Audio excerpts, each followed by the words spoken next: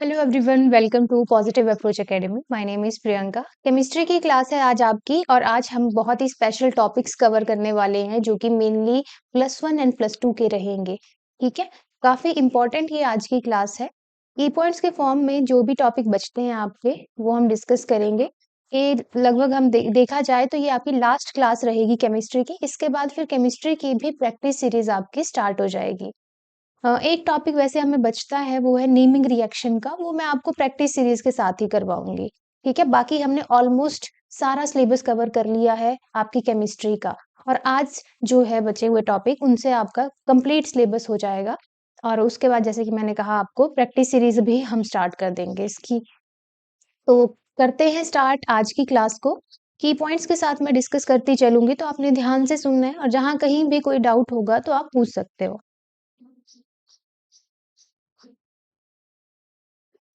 तो सबसे पहले मैं बात करूंगी कैलोरीफिक वैल्यू की, जिसके ऊपर काफी बार क्वेश्चन आया हुआ है, मेडिकल में भी और नॉन मेडिकल में भी। ठीक है, दोनों एस्पेरेंट्स ध्यान से सुनेंगे, दोनों जो स्ट्रीम्स हैं आपकी, तो दोनों के लिए ही इंपॉर्टेंट है। कैलोरीफिक वैल्यू की बात करें, डायरेक्ट आपको एग्जाम में क्वेश्चन आता है कि किसकी कितनी कैलोरीफिक वैल्यू होती है या फिर हाईएस्ट कैलोरीफिक वैल्यू किसकी होती है। इस तरह का क्वेश्चन आया हुआ है, काफी बार आया हुआ है, एक बार नहीं। तो ये वैल्यूज आपको याद होनी चाहिए। तो कैलोरीफिक वैल्यू की हम बात करें, सबसे पहले कोल की मैं बात करूंगी। कैलोरीफिक वैल्यू ऑफ कोल ये होती है 25,000 से 30,000 के बीच में।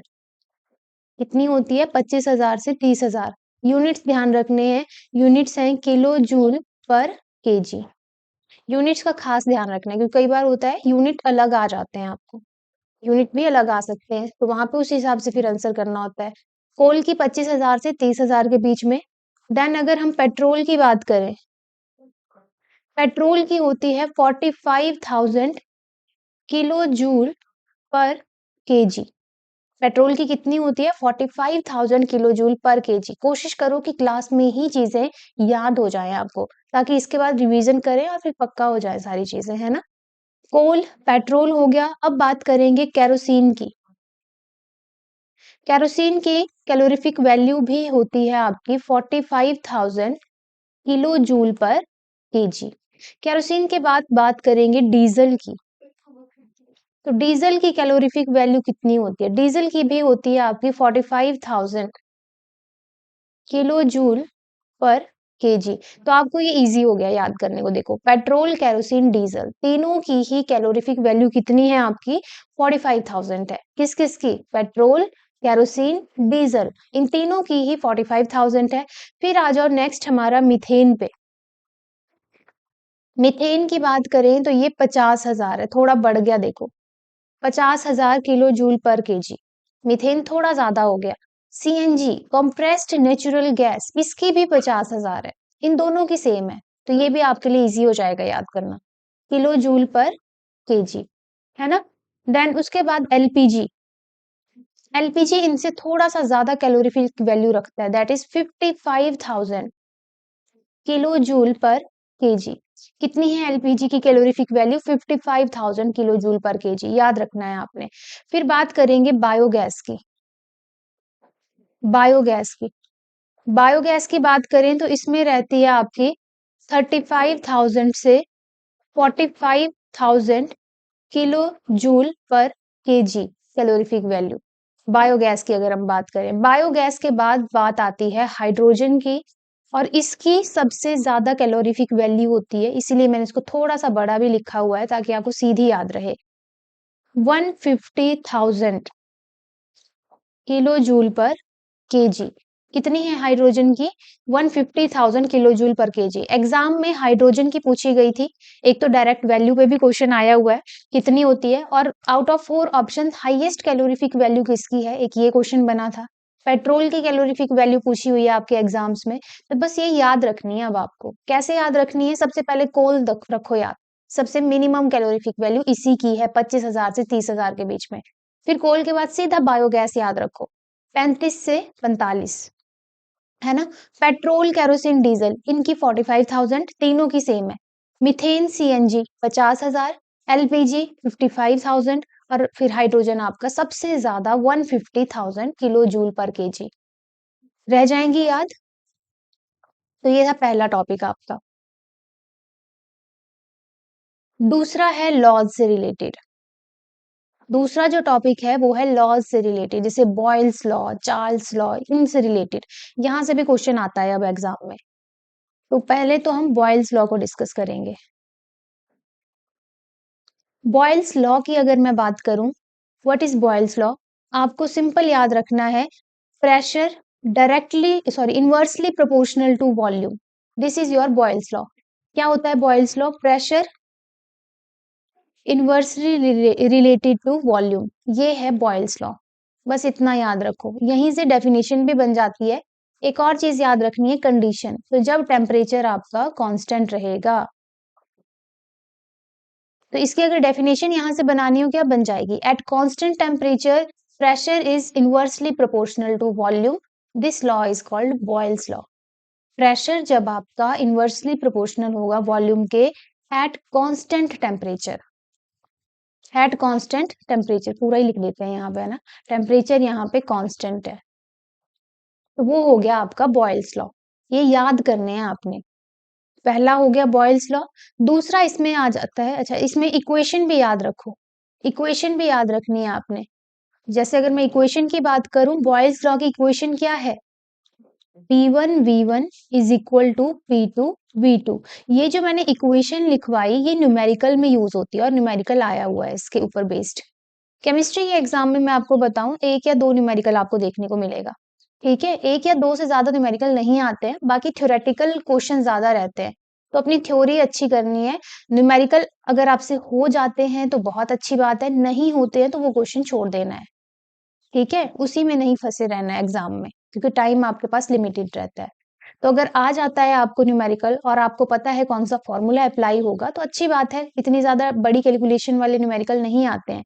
ज्यादा से ज्यादा देखो, इन लॉज के ऊपर एक न्यूमेरिकल आ जाता है, एक आपका पीएच वैल्यू वाला न्यूमेरिकल आ जाता है, मोलैरिटी वाला न्यूमेरिकल आ जाता है, और rate of chemical kinetic chapter है, वहां से भी न्यूमेरिकल आ जाता है। ये तीन चार टॉपिक है जहां से न्यूमेरिकल आते हैं।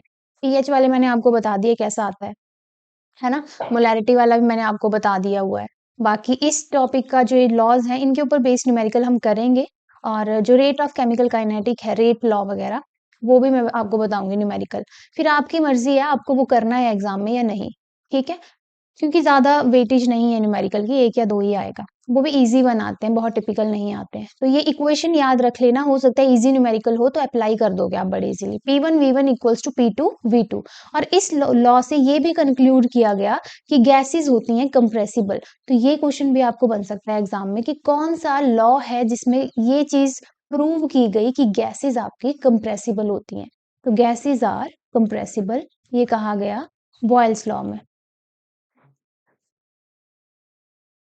ठीक है, ये वाली स्टेटमेंट भी आपने याद रखनी है इसमें। नेक्स्ट आ जाता है आपका Charles law. Next is Charles law.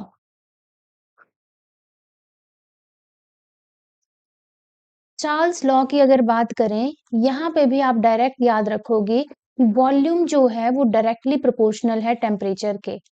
Charles law में कहा गया है कि volume is directly proportional to temperature, मतलब वॉल्यूम बढ़ेगा तो टेम्परेचर भी साथ के साथ बढ़ेगा, under condition pressure remain constant. इस केस में प्रेशर आपका कांस्टेंट रहेगा। प्रेशर क्या रहेगा? कांस्टेंट रहेगा। किसमें? चार्ल्स लॉ में। कब? जब वॉल्यूम आपका डायरेक्टली प्रोपोर्शनल है टेम्परेचर के, या फिर जब प्रेशर कांस्टेंट होता है तो वॉल्यूम आपका टेम्परेचर के डायरेक्टली प्रोपोर्शनल हो जाता है। और अगर इसकी इक्वेशन की मैं बात करूं, तो वो है V1 upon T1 is equal to V2 upon T2। ये इस इक्वेशन के ऊपर बेस्ड आपको न्यूमेरिकल आया हुआ है एग्जाम में। जब हम प्रीवियस ईयर क्वेश्चन करेंगे ना, वहां पे इसके न्यूमेरिकल हैं, तो आपको आइडिया हो जाएगा। इन दोनों लॉज के ऊपर न्यूमेरिकल आए हुए हैं, एक ही पेपर में नहीं, डिफरेंट पेपर में आए हैं।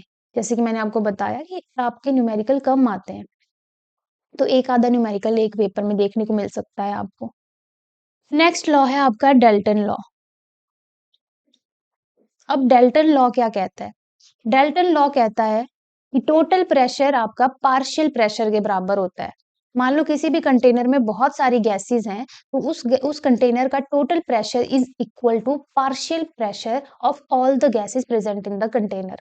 तो यहाँ पे भी आपने इक्वेशन याद रख लेनी है कि P total is equal to P1 plus P2 plus P3। यहाँ पे कंडीशन क्या है? यहाँ पे कंडीशन है कि टेम्परेचर एंड वॉल्यूम यहाँ पे कांस्टेंट होना चाहिए, तभी जो है ये लॉ हम एप्लीकेबल करेंगे, हो सकता है वहां पे टेम्परेचर एंड वॉल्यूम क्या रहेंगे? कांस्टेंट रहेंगे। तो ये जो तीनों लॉज हमने किए, Boyle's law, Charles law, Dalton law, ये बहुत इंपॉर्टेंट है। इसके बाद एक और लॉ आता है, Gay Lussac law. Avogadro law कर लेते हैं पहले।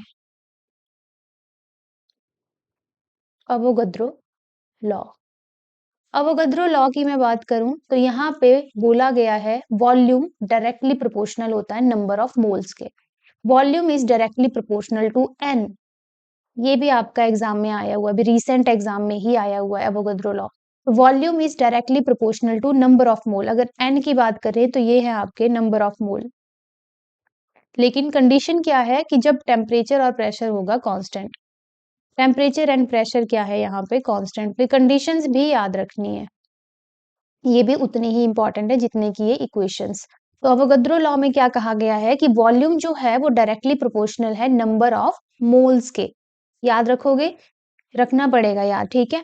अब यहाँ पे एक शॉर्ट ट्रिक मैं आपको बता देती हूँ, पीवीटी। करो रिपीट साथ के साथ, पीवीटी। पीवीटी से क्या याद रखोगे? क्या ट्रिक बनी है? लग रहा है कोई ट्रिक बन रही है? बिल्कुल बन रही है। देखो, प्रेशर और वॉल्यूम के बीच का रिलेशन क्या है? Inversely proportional. क्या है? Inversely proportional. किस लॉ में कहा गया है? बॉयल्स लॉ में। पीवी इनवर्सली प्रोपोर्शनल, याद रखना। वॉल्यूम और टेम्परेचर का डायरेक्टली प्रोपोर्शनल का रिलेशन है, किस में कहा गया है? चार्ल्स लॉ में कहा गया है, चार्ल्स लॉ में। और ये जो प्रेशर और टेम्परेचर है, प्रेशर और टेम्परेचर की अगर मैं बात करूं, ये मैंने अभी बताया नहीं है, प्रेशर और टेम्परेचर की बात करें तो ये डायरेक्टली प्रोपोर्शनल, ये कहा गया है गे लुसैक लॉ में। गे लुसैक लॉ में, तो ये आप ट्रिक याद रख सकते हो पीवीटी वाली। तो pressure directly proportional to volume, pressure directly proportional to volume कहा गया है बॉयल्स लॉ में। Inversely proportional, sorry, inversely proportional to volume कहा गया है बॉयल्स लॉ में। चार्ल्स लॉ में volume directly proportional to temperature कहा गया है। और गे लुसैक लॉ में pressure directly proportional to temperature कहा गया है अंडर पर्टिकुलर कंडीशन। सबकी अपनी अपनी कंडीशन है, तभी ये चीज पॉसिबल होगी, ठीक है। तो ये ट्रिक भी आप याद रख सकते हो। एक और लॉ बचता है आपका, गे लुसैक लॉ।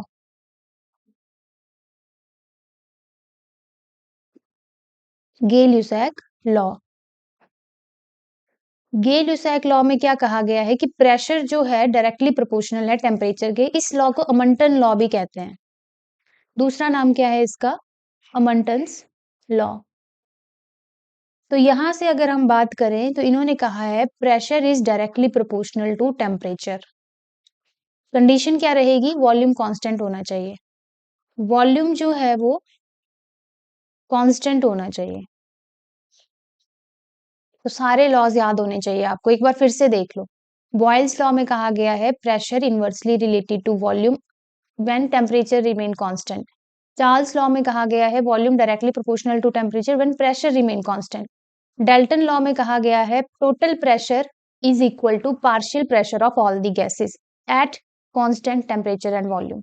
अवोगाद्रो लॉ में कहा गया है volume directly proportional to number of mole, ठीक है। गे लुसैक में कहा गया है pressure directly proportional to temperature. Next topic पे आएंगे, थर्ड टॉपिक आपका। ये सारे टॉपिक बहुत इंपॉर्टेंट है, अगेन मैं बार बार कह रही हूँ, क्योंकि मैक्सिमम पेपर आपको यहाँ से देखने को मिलेगा। तो थर्ड है आपका वाइटामिन पे। हर विटामिन का नाम और उसकी डेफिशिएंसी डिजीज आपको याद होनी चाहिए, ठीक है। हर विटामिन का नाम और डेफिशिएंसी डिजीज याद होनी चाहिए। एक क्वेश्चन पक्का आता है यहाँ से, काफी बार, हर बार रिपीट भी होता है मैक्सिमम टाइम। अगर हम देखें, विटामिन से क्वेश्चन आ ही जाता है, तो अगर याद कर लोगे तो एक नंबर तो पक्का हो जाएगा। तो हमारा नेक्स्ट टॉपिक है विटामिन से।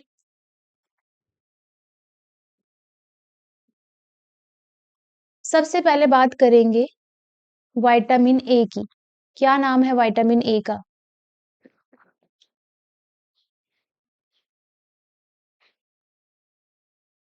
Vitamin B1, vitamin B2, vitamin B3, पहले इनको कर लेते हैं। विटामिन ए का नाम होता है रेटिनोल। क्या बोलते हैं विटामिन ए को? रेटिनोल बोलते हैं। विटामिन B1 का नाम होता है थायमिन। ये पूछे गए हैं दोनों एग्जाम में। Vitamin B2 riboflavin, riboflavin. Vitamin B3 nicotinic acid, nicotinic acid. और इनकी अब डेफिशिएंसी डिजीजेस अगर हम डिस्कस करें तो विटामिन ए कॉज करती है नाइट ब्लाइंडनेस। क्या कॉज करती है? नाइट ब्लाइंडनेस कॉज करती है vitamin A. Vitamin B1 cause करती है बेरी। विटामिन B2 कॉज करती है bad skin, cheilosis.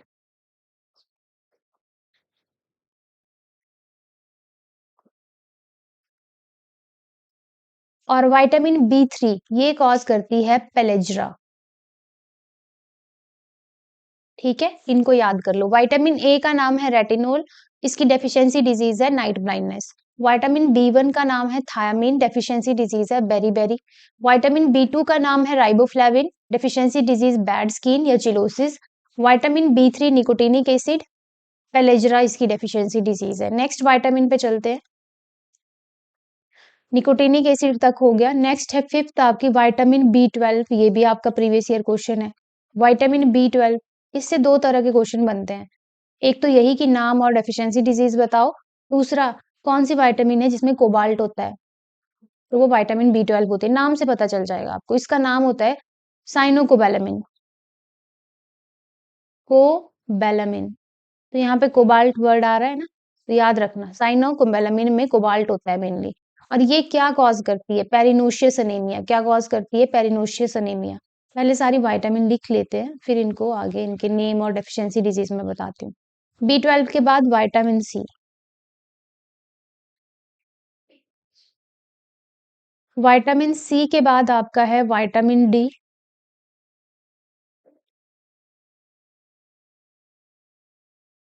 Vitamin E and vitamin के। ये सारी विटामिन के नेम एंड डेफिशिएंसी डिसऑर्डर आपने याद रखने हैं। ई और के भी आपके एग्जाम में पूछा गया है, डी भी पूछा गया है, तो सारी ही इंपॉर्टेंट है ये। ठीक है, विटामिन सी का नाम है ascorbic acid, ascorbic acid. Vitamin D का नाम है कैल्सीफिरोल। कैसे याद रखो? कैल्शियम से, कैल्सीफिरोल। विटामिन ई का नाम है टोकोफिरोल। विटामिन के का नाम है फाइलोक्विनोन, फाइलोक्विनोन। इनके डेफिशिएंसी डिसऑर्डर देखे जाएं तो B12 से होती है पेरिनोशियस अनीमिया, पेरिनोशियस अनीमिया। विटामिन सी, इससे होती है स्कर्वी। विटामिन डी से होती है रिकेट्स।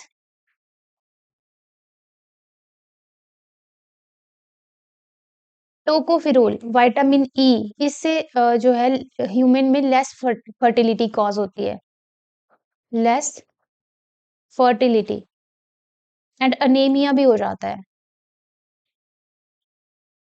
विटामिन के की बात करें तो यहाँ पे ब्लड क्लॉटिंग के लिए बहुत इंपॉर्टेंट होती है। अगर ब्लड क्लॉटिंग नहीं होगी, इसका मतलब है विटामिन के की भी डेफिशिएंसी है आपको। ठीक है, तो विटामिन B12 का नाम है साइनोकोबैलामिन। क्या डिजीज कॉज करती है? Deficiency disorder, pernicious anaemia. Vitamin C का नाम है एस्कॉर्बिक एसिड। क्या कॉज करती है? स्कर्वी। विटामिन डी का नाम है कैल्सीफिरोल, रिकेट्स कॉज करती है। Vitamin E tocopherol, less fertility and anaemia. Vitamin K आपका फाइलोक्विनोन एंड ब्लड क्लॉटिंग जो है ये कॉज करती है। ठीक है, यहां से एक और टाइप का क्वेश्चन आता है एग्जाम में, वो है आपका फैट सॉल्युबल विटामिन कौन कौन है और आपकी वाटर सॉल्युबल विटामिन कौन कौन है।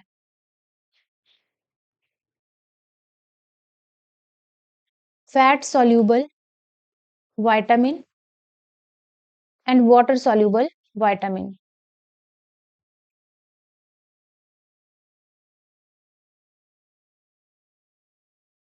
तो फैट सॉल्युबल विटामिन होती है आपकी विटामिन A D E के, विटामिन A D ठीक है, ठीक है, इसी सीक्वेंस में याद रख लो। ये यहाँ पे कीड़ा जो टर्म होता है उसको भी आप याद रख सकते हो, कीड़ा।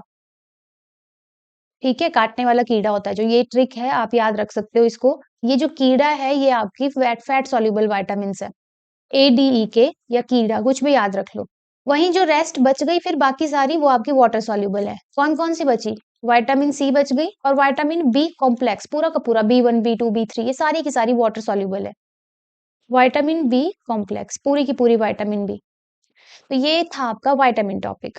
ठीक है, याद कर लेनी है सारी विटामिन।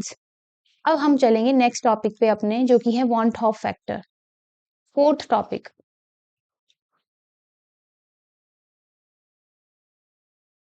वांट ऑफ फैक्टर, यहां से डायरेक्ट वैल्यू पे ही क्वेश्चन आता है। पहले तो इसका फॉर्मूला क्या रहता है? Particle after association, particle after association divided by number of particle before association, number of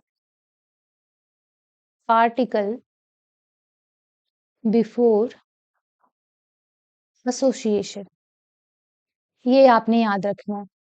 exam में आपको क्वेश्चन आया था कि वेंट ऑफ फैक्टर, इसको आई से डिनोट किया जाता है। इसकी वैल्यू एसोसिएशन के लिए क्या होती है, डिसोसिएशन के लिए क्या होती है, या वो कंडीशन जहां पे कोई एसोसिएशन डिसोसिएशन नहीं हो रही है वहां पे आई की वैल्यू क्या होती है। तो ये आपने याद रखना है। फॉर एसोसिएशन, सबसे पहले बात करेंगे फॉर एसोसिएशन, आई की वैल्यू क्या होती है। फॉर डिसोसिएशन, आई की वैल्यू का क्या होती है। और जब कोई ना एसोसिएशन हो रही है और नो डिसोसिएशन हो रही है, तो क्या होता है। तो अगर हम एसोसिएशन की बात करें तो यहाँ पे आई की वैल्यू होती है एक से कम, less than one, I is less than one. और डिसोसिएशन की बात करें तो आई की वैल्यू ग्रेटर देन वन होती है। ये प्रीवियस ईयर क्वेश्चन है और काफी बार पूछा गया है। तो ये वैल्यू याद रखो सबसे पहले, एसोसिएशन के लिए लेस देन वन, डिसोसिएशन के लिए ग्रेटर देन वन। इसका मतलब है कभी भी एसोसिएशन और डिसोसिएशन के लिए आई की वैल्यू जीरो नहीं होगी। आई की value does not equal to zero for association and dissociation. वहीं हम, अगर कोई एसोसिएशन नहीं हो रही है, कोई डिसोसिएशन नहीं हो रही है, तो वहां आई की वैल्यू हो जाती है equal to one, I is equal to one. तो ये भी पॉइंट आपने याद रखना। ठीक है, तो ये था van't Hoff factor, important topic है। नेक्स्ट हम बात करेंगे हेनरी लॉ की। हेनरी लॉ,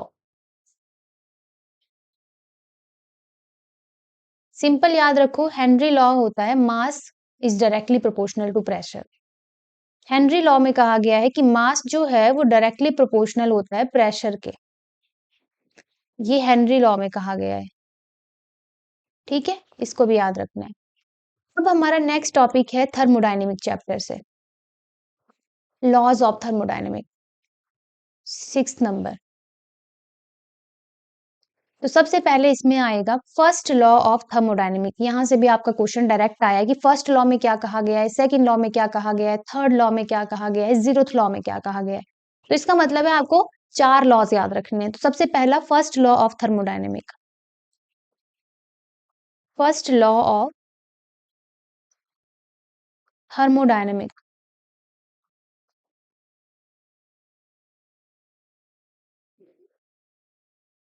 फर्स्ट लॉ में कहा गया है energy can neither be created nor destroyed, energy can neither be created nor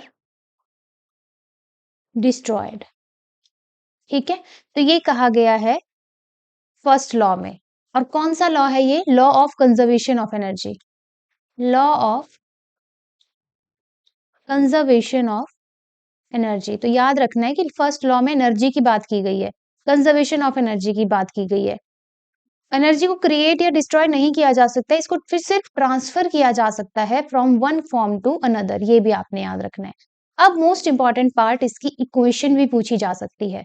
तो इसमें जो इक्वेशन होती है वो है del U is equal to Q minus W.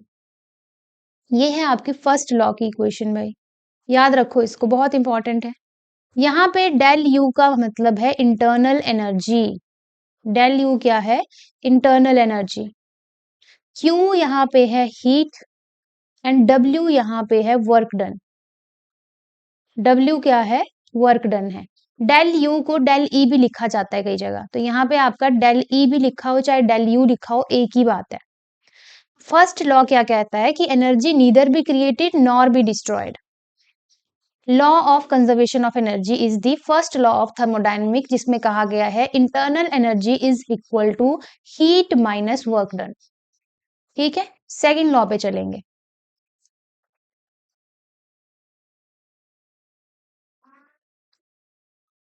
Second law of thermodynamic.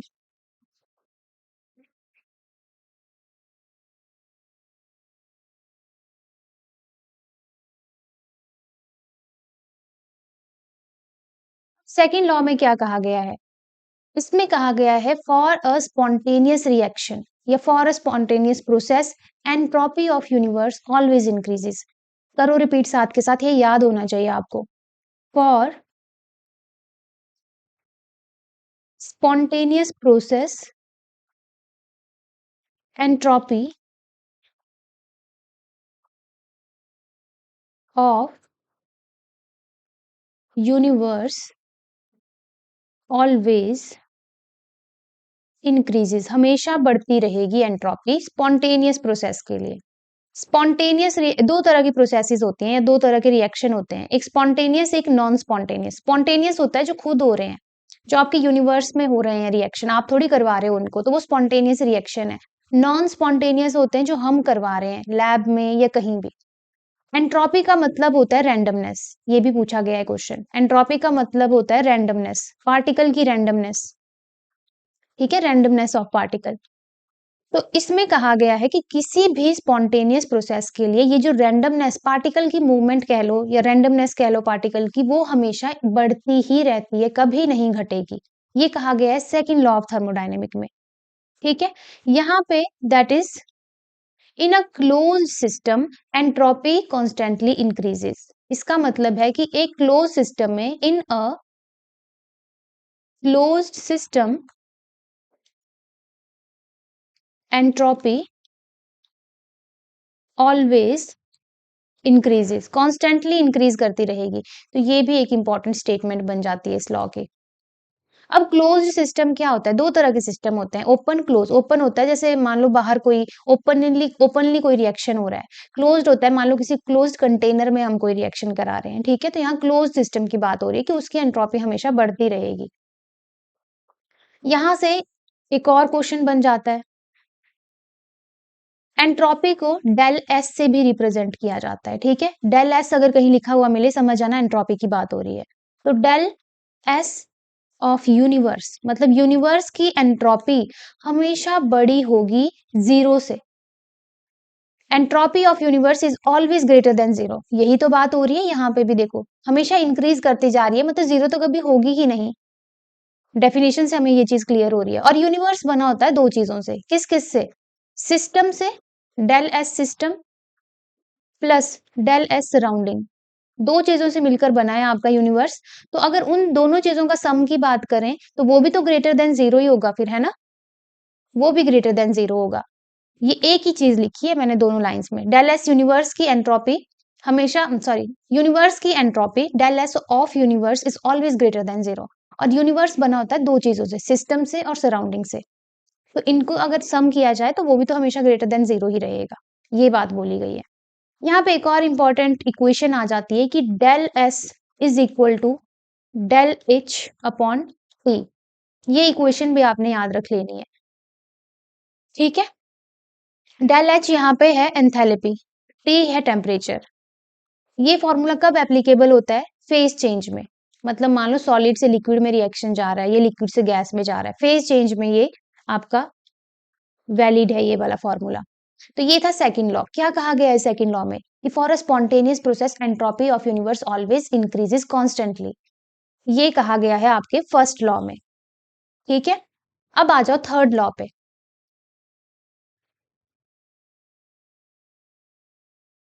Third law of thermodynamic.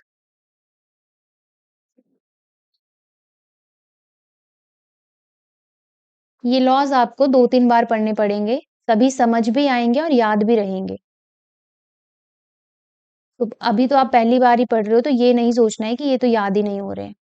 थोड़े से टिपिकल हैं, बट अगर 2-3 बार पढ़ोगे तो हो जाएंगे याद। ठीक है, थर्ड लॉ में कहा गया है कि एट एब्सोल्यूट जीरो टेम्परेचर। क्या कहा गया है? At absolute zero temperature. सबसे पहले तो एब्सोल्यूट जीरो टेम्परेचर का आपको टेम्परेचर भी पता होना चाहिए, किस टेम्परेचर को एब्सोल्यूट जीरो बोलते हैं। -273 डिग्री सेल्सियस को एब्सोल्यूट टेम्परेचर बोलते हैं, एब्सोल्यूट जीरो टेम्परेचर। और ये भी आपका प्रीवियस ईयर क्वेश्चन है। At absolute zero temperature entropy have constant value. Entropy की जो वैल्यू है वो कांस्टेंट हो जाती है, जबकि सेकंड लॉ में हमने पढ़ा कि वो इंक्रीज करती रहती है हमेशा। लेकिन कंडीशन चेंज हो गई थर्ड लॉ में कि एब्सोल्यूट जीरो टेम्परेचर में एंट्रोपी हैव कांस्टेंट वैल्यू। ठीक है, या फिर एक और डेफिनेशन बनती है इसकी, और perfect crystal has zero entropy at zero kelvin. तो कोई भी डेफिनेशन एग्जाम में आ सकती है। A perfect crystal has zero entropy at zero kelvin. Okay मत समझना इसको, जीरो केल्विन लिखा है ये, जीरो केल्विन। ठीक है, लास्ट लॉ है थर्मोडायनेमिक्स का, zeroth law.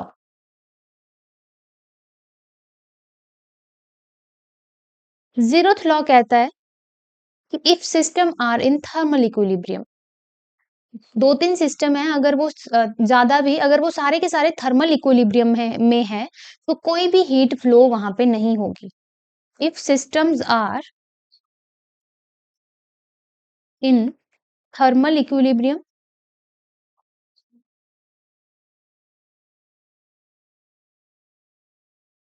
No heat flow will takes place. ये कहा गया है जीरोथ लॉ में। ठीक है, तो ये थे 4 लॉज आपके थर्मोडायनेमिक्स में। अब यहाँ पे कुछ और रिलेटेड टर्म्स भी हैं जो आप याद रखना। जैसे एडियाबैटिक कंडीशन क्या होती है? एडियाबैटिक कंडीशन ऐसी कंडीशन होती है जहां पे आपकी हीट कांस्टेंट होती है। एडियाबैटिक कंडीशन में आपका जो क्यू है, क्यू दैट इज हीट, वो होती है कांस्टेंट। और चेंज इन हीट अगर देखी जाए, डेल का मतलब होता है चेंज, तो डेल क्यू अगर देखा जाए तो वो रहेगा जीरो। कोई हीट यहाँ पे आएगी नहीं, जाएगी नहीं, कांस्टेंट रहेगी। आइसो थर्मल कौन सी कंडीशन होती है? Iso means same, thermal means temperature, मतलब यहाँ पे टेम्परेचर कांस्टेंट है। टेम्परेचर क्या है? कांस्टेंट है। इसका मतलब है डेल टी यहाँ पे जीरो है। आइसो बारीक, आइसो मीन्स सेम, बारीक प्रेशर से रिलेटेड होता है, तो यहाँ पे आपका प्रेशर कांस्टेंट है, मतलब डेल पी जीरो होगा। आइसोकोहरिक, इसका मतलब है वॉल्यूम आपका कांस्टेंट है, वॉल्यूम क्या है? कांस्टेंट है, इसका मतलब del V, change in volume भी जीरो रहेगा। तो ये टर्म्स भी आपको याद होनी चाहिए। ठीक है, इसके बाद छोटी छोटी टर्म्स हैं, उनको भी देख लो। Polycot, what is polycot? Polycot is mixture of polyester and polycotton, sorry cotton. Polyester and cotton के मिक्सचर को बोला जाता है पॉलीकॉट। ठीक है, polycot. Next, exhaustible and non exhaustible natural resources पे भी क्वेश्चन आया हुआ है आपके एग्जाम में, तो आपको पता होना चाहिए एग्जॉस्टिबल कौन है और नॉन एग्जॉस्टिबल कौन है। एग्जॉस्टिबल होती है जो खत्म हो सकती है। एग्जॉस्टिबल नेचुरल रिसोर्सेज वो नेचुरल रिसोर्सेज हैं जो कभी ना कभी खत्म हो जाएंगी। तो कौन कौन सी होंगी? लिमिटेड क्वांटिटी में ये प्रेजेंट होती हैं, जैसे पेट्रोल हो गया, फॉसिल फ्यूल मेनली है ना, it is also fossil fuel, तो फॉसिल फ्यूल ही लिख रही हूँ मैं direct. Non exhaustible natural resources जो अनलिमिटेड होती हैं, जैसे सी वाटर, वो अनलिमिटेड है। सनलाइट अनलिमिटेड है, ये भी तो रिसोर्सेज है। नेक्स्ट आ जाते हैं तीन important terms, conduction, convection and radiation. तो यहाँ पे मेनली हम हीट ट्रांसफर की बात करेंगे। तो कंडक्शन होता है मेनली सॉलिड्स में, type of heat transfer that occur in solid. Convection mainly होता है लिक्विड एंड गैसेस में, लिक्विड एंड गैसेस में देखा जाएगा। रेडिएशन होता है इलेक्ट्रोमैग्नेटिक वेव्स के थ्रू हीट का ट्रांसफर होना, इलेक्ट्रो मैग्नेटिक वेव्स। ठीक है, तो ये भी आपने याद रखना है, हो सकता है पूछ लिया जाए। नेक्स्ट इंपॉर्टेंट टॉपिक आ जाता है होमोलोगस सीरीज पे, और इस पे भी आपका क्वेश्चन आया हुआ है एग्जाम में। होमोलोगस सीरीज की अगर हम बात करें, देखो होमोलोगस सीरीज क्या होती है, सेम तरह के मेंबर की सीरीज।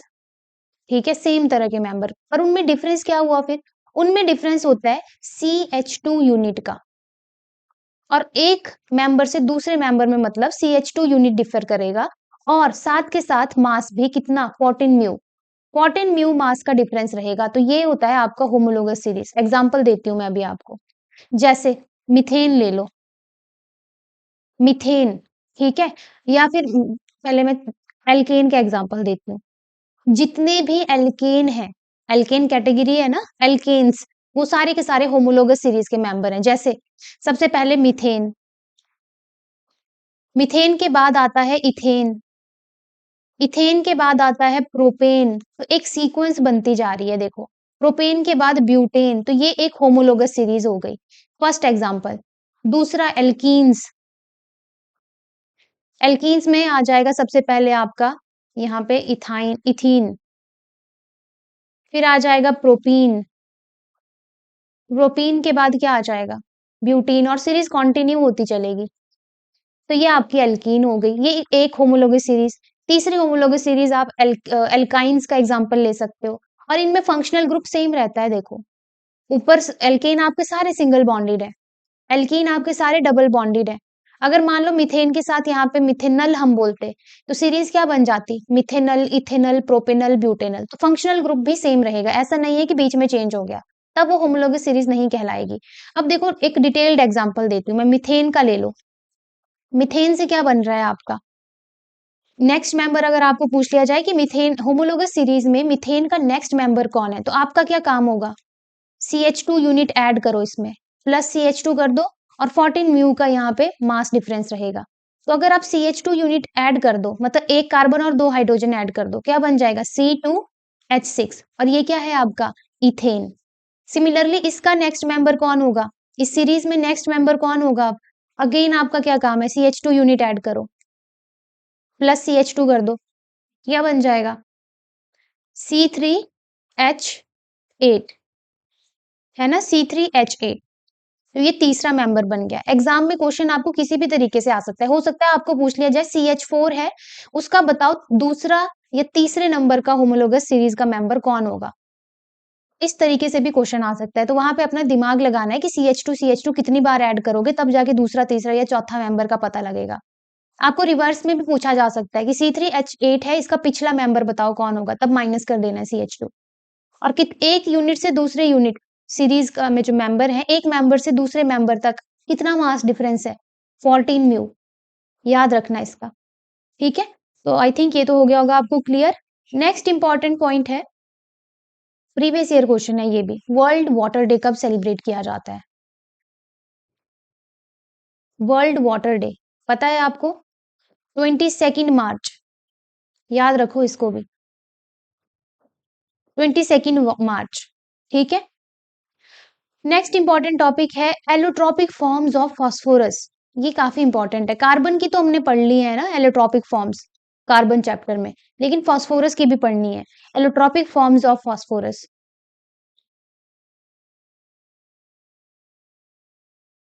तीन एलोट्रॉपिक फॉर्म्स रहती हैं फास्फोरस के, तीनों से ही क्वेश्चन आया हुआ है।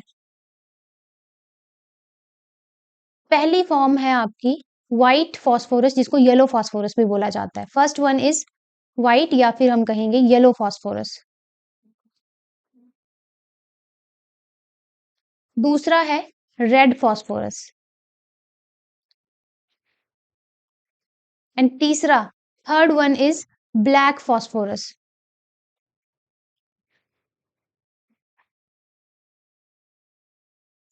व्हाइट फॉस्फोरस की बात करें तो ये मोस्ट रिएक्टिव है, सबसे ज्यादा रिएक्टिव।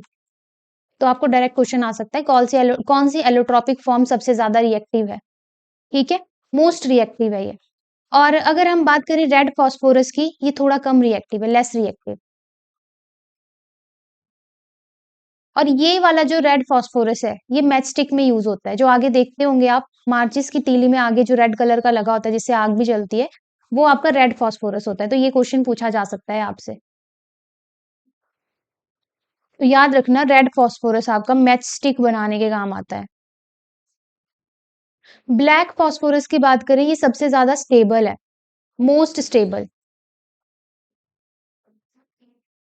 स्टेबल का मतलब है ये रिलीज रिएक्टिव है फिर, ठीक है। तो ये तीनों एलोट्रोपिक फॉर्म, और ये पता होना चाहिए कि ज्यादा रिएक्टिव कौन है, कम रिएक्टिव कौन है। नेक्स्ट हम बात करेंगे सिल्वर फ्लोराइड्स की। सिल्वर फ्लोराइड्स, तो देखो, अगर सिल्वर फ्लोराइड केमिकल वाटर में ऐड कर दिया जाए तो हमारी टूथ डिके हो सकती है, दांत खराब हो सकते हैं, ठीक है। नेक्स्ट हम बात करेंगे डेनियल सेल, जो कि एक इलेक्ट्रोकेमिकल सेल है। वैसे तो मैं डिटेल में भी आपको करवाऊंगी अभी, पर पहले डेनियल सेल का एग्जांपल ले लो, ये एग्जाम में आया हुआ है। डेनियल सेल एक आपका इलेक्ट्रोकेमिकल सेल है। इलेक्ट्रोकेमिकल सेल है ये, कैसा सेल है, इलेक्ट्रोकेमिकल। दो तरह के सेल होते हैं, एक इलेक्ट्रोकेमिकल, एक इलेक्ट्रोलिटिक। अगर मैं इलेक्ट्रोकेमिकल सेल की बात करूं तो ये आपका केमिकल एनर्जी को इलेक्ट्रिकल एनर्जी में कन्वर्ट करता है। इलेक्ट्रोकेमिकल सेल क्या करता है, केमिकल एनर्जी को किसमें कन्वर्ट करेगा, इलेक्ट्रिकल एनर्जी में, इलेक्ट्रिकल एनर्जी में कन्वर्ट कर देगा। और दूसरा जो सेल होता है वो है आपका इलेक्ट्रोलिटिक सेल, यहाँ पे वो भी लिखवा देती हूँ मैं, ठीक है। यहाँ जैसे इलेक्ट्रोलिटिक सेल की अगर मैं बात करूं, ये सारे प्रीवियस ईयर क्वेश्चन है आपके, इन टॉपिक से क्वेश्चन पूछे गए हैं। इलेक्ट्रोलिटिक सेल की मैं बात करूं तो ये उल्टा है, ये बिल्कुल उल्टा है। ये इलेक्ट्रिकल एनर्जी को कन्वर्ट करेगा केमिकल एनर्जी में, इलेक्ट्रिकल एनर्जी को कन्वर्ट करेगा केमिकल एनर्जी में, केमिकल एनर्जी में। डेफिनेशंस क्लियर होनी चाहिए और याद होनी चाहिए, ठीक है। इलेक्ट्रोकेमिकल मतलब केमिकल को एनर्जी, इलेक्ट्रिकल एनर्जी में कन्वर्ट कर रहा है। इलेक्ट्रोलिटिक मतलब जो इलेक्ट्रिक एनर्जी को तोड़ रहा है। लिटिक क्या होता है, तोड़ना, किसमें, केमिकल एनर्जी में। डेनियल सेल की मैं बात करूं, यहाँ पे क्वेश्चन बनता है कि एनोड में क्या पाया जाता है और कैथोड में क्या पाया जाता है। एनोड और कैथोड में क्या पाया जाता है, तो एनोड की अगर बात की जाए वहां पे होता है जिंक मेटल, तो और यहाँ पे हो रही होती है ऑक्सीडेशन, ये भी पूछ लिया जाता है, ऑक्सीडेशन किस साइड हो रही है, रिडक्शन किस साइड हो रही है। कैथोड की बात करें, वहां होता है कॉपर मेटल, और वहां पे हो रही होती है रिडक्शन। प्रीवियस ईयर क्वेश्चन है आपका, तो यहाँ से क्वेश्चन बहुत सारे बन जाते हैं। इलेक्ट्रोकेमिकल इलेक्ट्रोलिटिक सेल की डेफिनेशन, डेनियल सेल कौन से टाइप ऑफ सेल है, या डेनियल में एनोड रीजन पे ऑक्सीडेशन हो रही है या रिडक्शन हो रही है, बहुत सारे क्वेश्चन बन जाएंगे। नेक्स्ट की पॉइंट आपका प्लूटोनियम से रिलेटेड। प्लूटोनियम एक एलिमेंट है आपका पीरियोडिक टेबल का, एटॉमिक नंबर है 94। प्लूटोनियम की अगर मैं बात करूं, ये रेडियो एक्टिव है। रेडियो एक्टिव है, इसका मतलब है ये एक्टिनॉइड सीरीज को बिलोंग करता है, हमने पीरियोडिक टेबल पूरा पढ़ा हुआ है। और ये जो है, इसकी डिस्कवरी पे क्वेश्चन आया हुआ है कि किसने डिस्कवर किया है इसको, तो ग्लेन टी सीबॉर्ग ने इसको डिस्कवर किया है। डिस्कवर्ड बाय ग्लेन टी सीबॉर्ग, मतलब आर्टिफिशियल है ये।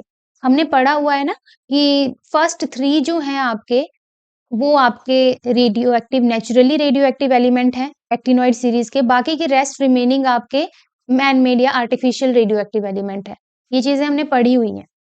नेक्स्ट इंपॉर्टेंट पॉइंट आ जाता है, ब्लू बेबी सिंड्रोम किसकी वजह से होता है, वाटर पॉल्यूशन की वजह से, जब वाटर में आपका नाइट्राइट्स की कंसेंट्रेशन बहुत ज्यादा हो जाती है। Blue baby syndrome, blue baby syndrome होता है नाइट्राइट्स की वजह से, किसकी वजह से होता है, नाइट्राइट्स की वजह से। किसमें? वाटर में। नेक्स्ट है, हम लिविंग ऑर्गेनिज्म एटमॉस्फेयर की किस लेयर में सर्वाइव करते हैं या रहते हैं? हम रहते हैं ट्रोपोस्फेयर में। लिविंग ऑर्गेनिज्म कहाँ रहते हैं? ट्रोपोस्फेयर में। और प्रीवियस ईयर क्वेश्चन है आपका कि ओजोन लेयर कहाँ होती है? ओजोन लेयर होती है आपकी स्ट्रेटोस्फेयर में। और यही ओजोन अगर आपके ट्रोपोस्फेयर में आ जाए, मतलब हमारे एटमॉस्फेयर में एंटर कर जाए, हमारे वाले लेयर पे, तो उसको बैड ओजोन बोला जाता है, वो हमारे लिए खतरनाक होती है। Next important point, basic structural unit of silicate. Basic structural unit of silicates, direct question बनेगा एग्जाम में। SiO4 2 नेगेटिव, तो याद रख लेना है इसको सीधा। नेक्स्ट इंपॉर्टेंट है, थर्मोडायनेमिक चैप्टर का क्वेश्चन है कि स्पॉन्टेनियस रिएक्शन के लिए, फॉर स्पॉन्टेनियस रिएक्शन, ये सारे आपके +1 +2 के टॉपिक हैं, देख सकते हैं आप। फॉर स्पॉन्टेनियस रिएक्शन डेल जी हमेशा नेगेटिव होगा या लेस देन 0 होगा, और डेल एस हमेशा ग्रेटर देन 0 होगा, जो हम पीछे पढ़ के भी आए अभी सेकेंड लॉ में। डेल जी क्या होता है? गिव्स फ्री एनर्जी। डेल एस क्या होता है? एंट्रोपी, गिव्स फ्री एनर्जी। डेल एस क्या होता है? एंट्रोपी। स्पॉन्टेनियस रिएक्शन की बात हो रही है, ध्यान रखना है। नेक्स्ट इंपॉर्टेंट पॉइंट है आपका इन ऑर्गेनिक बेंजीन का फॉर्मूला। इन ऑर्गेनिक बेंजीन, तो इसका फॉर्मूला होता है B3N3H6। डायरेक्ट याद रखो, पूछा जा सकता है एग्जाम में। और भी फॉर्मूलाज हैं, इनको भी याद कर लेना, जैसे पिक्रिक एसिड।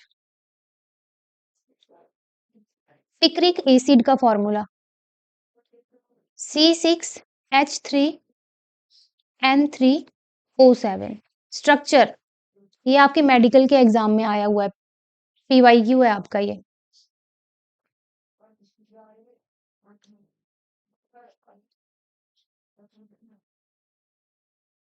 स्ट्रक्चर भी याद रख लेना है, ठीक है।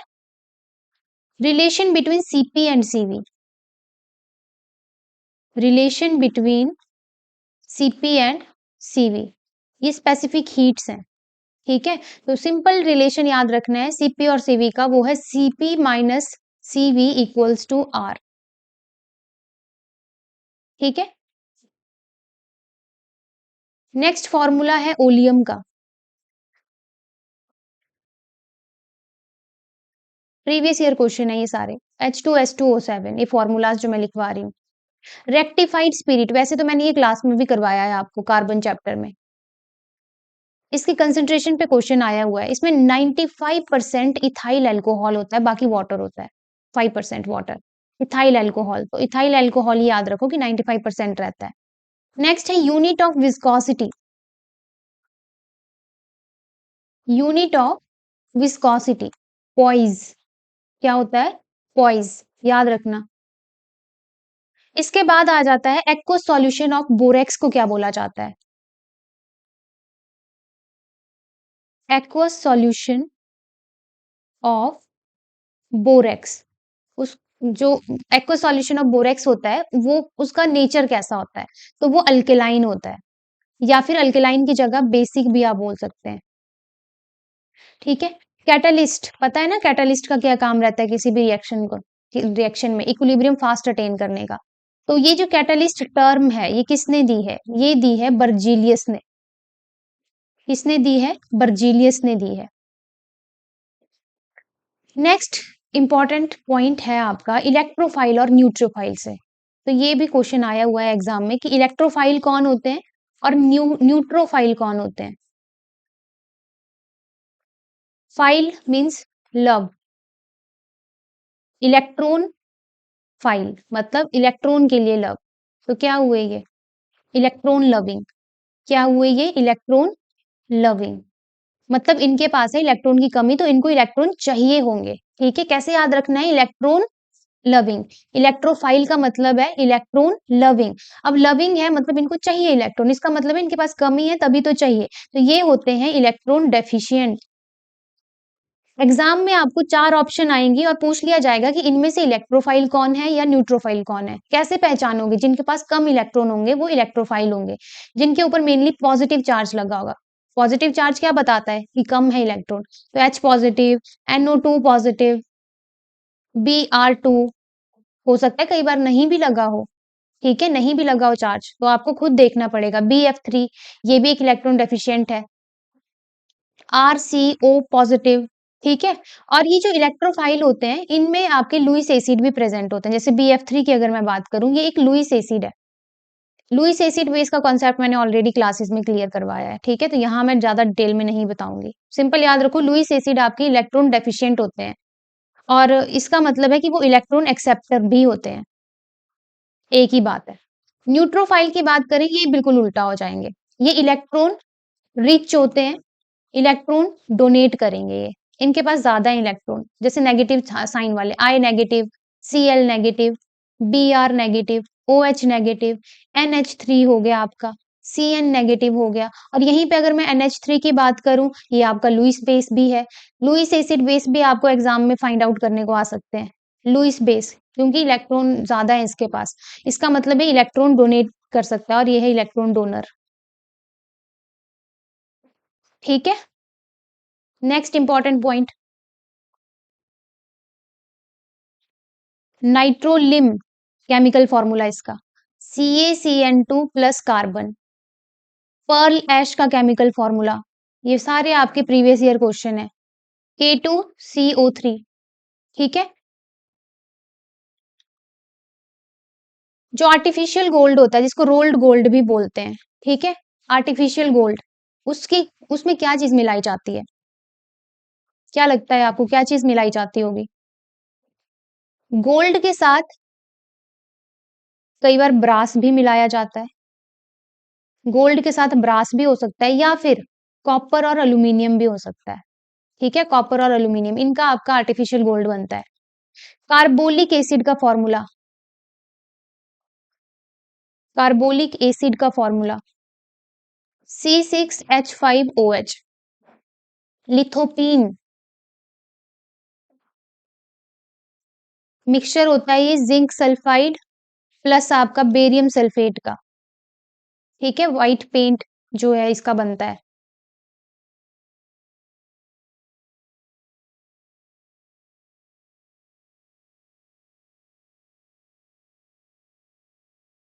Next important point, rate of chemical reaction जो चैप्टर है आपका, वहां से 2-3 बहुत इंपॉर्टेंट क्वेश्चन बनते हैं। तो सबसे पहले तो रेट कांस्टेंट के यूनिट पूछ लिए जाते हैं, डायरेक्ट क्वेश्चन। रेट कांस्टेंट के यूनिट, रेट कांस्टेंट को डिनोट किया जाता है के से। रेट कांस्टेंट के यूनिट पूछ लिए जाते हैं फॉर जीरो ऑर्डर रिएक्शन, या फिर फर्स्ट ऑर्डर रिएक्शन, या फिर सेकंड ऑर्डर रिएक्शन। इतने ही याद रखो, थर्ड ऑर्डर का जरूरत नहीं है, इतना नहीं पूछा गया है अभी तक। तो जीरो ऑर्डर के लिए यूनिट होते हैं मोल, लीटर इनवर्स, सेकंड इनवर्स, ठीक है। फर्स्ट ऑर्डर के लिए यूनिट होते हैं सिर्फ सेकंड इनवर्स, और सेकंड ऑर्डर के लिए होते हैं लीटर, मोल, इनवर्स, सेकंड इनवर्स। ये यूनिट डायरेक्ट याद रखो, डायरेक्ट क्वेश्चन बनता है एग्जाम में, ठीक है। नेक्स्ट इंपॉर्टेंट पॉइंट है H2O से रिलेटेड। H2O, H2O में हाइड्रोजन बॉन्डिंग होती है, सभी को पता है। और H2O आपका एक एम्फोटेरिक मॉलिक्यूल है। कैसा मॉलिक्यूल है? एम्फोटेरिक मॉलिक्यूल है। एक H2O की बात की जाए तो कितने हाइड्रोजन बॉन्ड होते हैं? 4 हाइड्रोजन बॉन्ड होते हैं। पूछा जा सकता है एक वाटर मॉलिक्यूल में कितने हाइड्रोजन बॉन्ड होते हैं? 4 हाइड्रोजन बॉन्ड होते हैं। स्ट्रक्चर की बात करें तो किस तरह का स्ट्रक्चर है?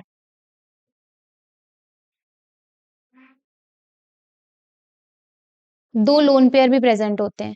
और यहाँ पे बॉन्ड एंगल आपको डायरेक्ट पूछा जा सकता है, कितना होता है? तो ये होता है 104.5 डिग्री। बॉन्ड एंगल याद रखना है आपने। हाइब्रिडाइजेशन देखी जाए तो sp3, ज्योमेट्री देखी जाए तो बेंट, वो भी कौन सी? टेट्राहेड्रल। तो दोनों ऑप्शन, दोनों चीजें याद रखनी है, बेंट भी और टेट्राहेड्रल भी, फिर ऑप्शन के अकॉर्डिंग आंसर कर देना है।